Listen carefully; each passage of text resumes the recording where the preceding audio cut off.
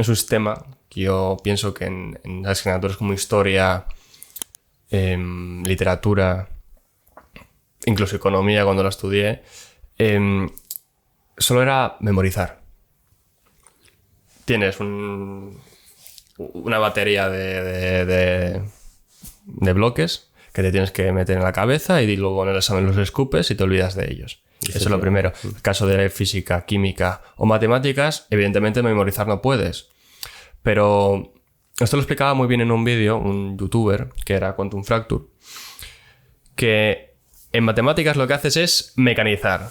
Tú tienes unos problemas que te dan, los pules una y otra vez, digamos que los interiorizas, para cada problema haces lo mismo y lo escupes en el examen y ya está. Pero realmente el aprendizaje, ¿dónde está ahí?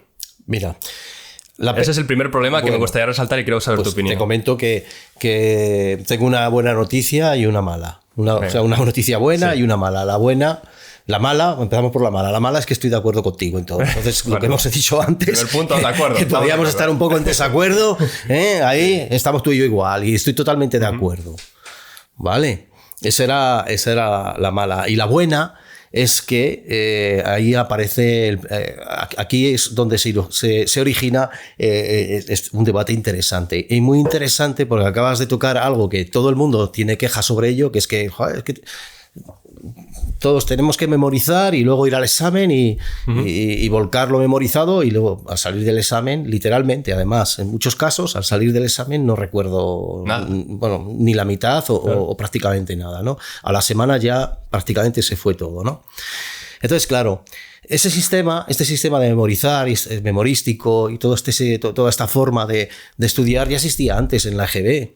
Incluso a lo mejor era todavía mucho más, si quieres, todavía más radical en el sentido de memorístico, ¿no? Yo, por ejemplo, hablas de las matemáticas, que es algo mecánico, etcétera. Efectivamente, cuando se habla de matemáticas, nosotros tenemos una asignatura, que son las matemáticas, ¿vale? Esa asignatura resulta ser una de las asignaturas centrales. O sea, sí, las troncales. Es decir, llaman, ¿no? Bueno, troncales. Es decir, tú no pasa nada porque suspendas, yo qué sé, dibujo, no sé si existe, o expresión artística o algo así. Por ejemplo, imagen gimnasia, y sonido. Imagen y sonido. Pero eso es de la ESO. Es opcional, de estas que suspendes y no pasa. ¿Pero de la nada. ESO? No sé si en cuarto hay, creo que no, pero bueno, da igual. Bueno, es un ejemplo. Imagínate que tienes, no sé, historia. Mira, no hace falta historia. Tú puedes, suspender historia, bueno, hombre, hay que apretar un poquito, ¿vale? Si suspendes gimnasia, eso no vale para nada. Total, es gimnasia, no es importante. O es, yo qué sé, FOL, que es una asignatura que también existe, ¿no? Pero en la FP. No, en la FP sí. Bueno, pero da igual, esto vale para la FP y vale para todo, ¿no? Realmente. Y vale para la universidad también, casi. Entonces, no pasa nada. Bueno, la universidad cambia ya todo, gracias a Dios. Pero bueno, resulta que si suspendes matemáticas, imagínate las dos centrales, ¿no? Que son matemáticas y lengua. Bueno, pues entre matemáticas y lengua, el que es bueno en lengua, ¿no? Tampoco es que no resalta, simplemente saca buenas notas y ya está, no resalta. Pero el que es bueno en matemáticas puede ser malísimo en todo lo demás, ¿verdad? Este tío es la virgen, es un cerebrito, No, vamos a ver. Como una especie de favoritismo para las ciencias. No es un favoritismo, eso está impuesto ya. Y de hecho hace tiempo escribí un artículo me meto en cuestiones ya casi políticas, que no vienen a cuento, ¿no? Pero casi diríase, esta es una opinión también personal, luego eso se puede compartir o no, ¿vale? Pero desde mi punto de vista, las matemáticas se han instrumentalizado como una forma de digamos, de selección pseudonatural, porque cuando se habla de la selección natural y todas estas cosas, no, los más listos son los que se seleccionan, ¿no? Y los más tontos pues se van quedando por el camino, ¿verdad? Bueno, pues nos podemos encontrar con una sorpresa de que esos que se consideran habitualmente más tontos, ¿no? Resulta que son los que van a dar mejores réditos en el futuro. Y eso sabemos que puede llegar a ocurrir, ¿no? En todo caso, el tema de las matemáticas serían instrumentalizadas como un elemento de selección. Y efectivamente, yo puedo tener un rendimiento muy bajo en otras asignaturas, o te hablo también desde una perspectiva histórica. Yo ahora mismo no sé exactamente cómo está. Bueno, ahora hay una creencia popular, no sé tú también, David, cómo lo vivías, que los que estudian humanidades o ciencias sociales son como que todavía existe menos eso. aplicados. Sí, todavía existe. Menos aplicados de los de ciencias científicas. Como que como no se te da bien estudiar, a sociales. Joder, pues en mi época era si no se te daba bien estudiar, AFP. No, también. También sí, hoy en día. Pero bueno, ya está más cambiado. El pensamiento popular sobre la FP ya ha virado un poco más a que realmente es algo muy útil estudiar una FP. Claro, pero y que puede competir con carreras. Mira, fíjate, entonces, eso tiene relación con lo que estamos hablando de que las matemáticas pueden ser un instrumento de, digamos, de manipulación, ¿no? Luego veremos por qué. Pero el ejemplo que estás poniendo de las humanidades, perdón, de la FP, ¿no? De la FP, ¿qué piensas que eso responde a que la gente de repente ha hecho un acto reflexivo y se ha dado cuenta que toda la formación técnica es extremadamente necesaria para que el país pueda funcionar? ¿La gente se dio cuenta de eso? No, eso está manejado por el propio poder, ¿verdad? Entonces, antes, pues eso, los que no rendíamos bien, porque yo no rendía bien, ¿vale? Los que no rendíamos bien, pues se nos mandaban a FP. El caso mío es muy curioso, lo he comentado a algunas personas, porque ha surgido el tema y bueno, el caso mío es muy curioso, ¿no? Porque yo, claro, como no valía para estudiar, pues directamente ya me decían, tú para FP, y yo, joder, yo que quería ser biólogo y me gustaba bueno, pues yo qué sé, la paleontología, toda la biología, la botánica no tanto, pero la etología, pues yo con 9 años era un fan de Conrad Lorenz y toda esta gente. Bueno, Félix Rodríguez de la Fuente también, como no, ¿no? Entonces dije, pues a ver, yo es que me meto a mecánica o me meto a ¿qué? A chapista o algo de esto, o yo qué sé. Dije, bueno, pues lo más cercano será formación profesional en la rama agraria. Que hay vaquitas y hay plantitas y hay de todo, ¿no? Sí. Y claro, tuve la suerte de en el centro que estudié eran un poco contrasistema, con lo cual ahí sí que me pude liberar y pude digamos, extenderme de forma, si lo quieres llamar así, intelectual, ¿vale? Podía expresar determinadas cuestiones, se tocaban cosas que no se tocaban habitualmente y fue muy interesante para mí. De hecho, bueno, yo allí pasé de bueno, es que tú no vales para estudiar, allí es que, joder, es que eres la caña, ¿no? Pues ni una cosa ni la otra. Simplemente en un contexto yo no podía expresarme y en otro pues tenía más libertad para expresarme y ya está, simplemente, ¿no? Entonces, a ver, la gente no se da cuenta de repente de que la FP es algo que es muy importante. Ha habido una campaña por parte del gobierno y esa campaña no hace tantos años. ¿Qué puede ser? Antes del coronavirus, en el 19, 18, no, posterior quizás. ¿No recordáis los anuncios de FP? Sí, yo sí. Claro. Y aparte de por eso, igual está ligado, aparte de esa posible campaña, ¿no?, del gobierno, o de los gobiernos, hablando en plural. Sí, para fomentar y dignificar la FP. Y también que estaba una cosa bastante... de resultados, de que la gente se está dando cuenta que en muchas ocasiones es mucho más útil estudiar un FP, grado superior, por ejemplo, y encontrar trabajo que estudiando una carrera con su máster. Sí, y por eso claro. yo creo que también está cambiando la mirada a la FP, porque es que se está dando también... En tu día había mucha coña, ¿no? Con lo de si no vales, vete a la FP. A día de hoy. Sí, no es que hubiera coña, es que era el discurso que había. Era el discurso que había y incluso los profesores pues lo tenían interiorizado también.